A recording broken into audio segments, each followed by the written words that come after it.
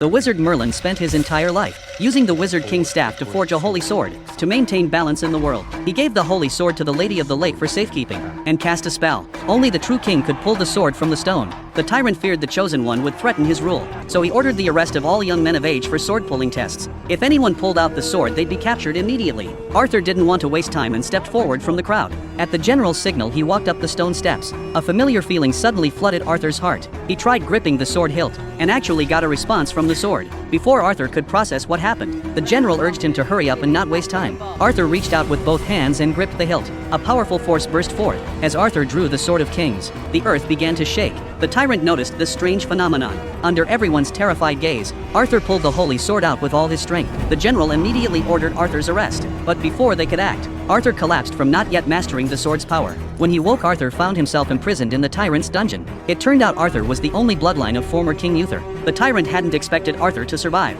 Arthur's public sword pulling challenged the tyrant's ruling authority. To eliminate public doubts and consolidate power, the tyrant killed Arthur's adopted mother. Using everything he cared about as leverage, he gathered all the townspeople, forcing Arthur to publicly admit he was worthless, that even pulling the holy sword didn't qualify him to rule. Arthur was under their control and couldn't resist. He could only be dragged to the execution platform. At this critical moment, a witch in blue robes began chanting spells, commanding eagles to disrupt the executioner at the execution ground. The tyrant felt a terrible headache. He couldn't even speak to give orders. As the witch continued casting interfering spells, the war horses suddenly became wild. The hounds also started losing control. The rebels seized the chance to rush the platform. They untied Arthur's ropes, grabbed the Sword of Kings and fled. The witch immediately shed her disguise, jumping off the cliff with the rebels. Arthur knew there was no turning back. He gathered his courage and jumped too. The black armored troops could only stop their pursuit at the cliff. Arthur and the others walked for a long time, finally reaching the rebels' secret base. After the tyrant took power, his cruel policies never stopped. These people couldn't bear watching the people suffer and fought back,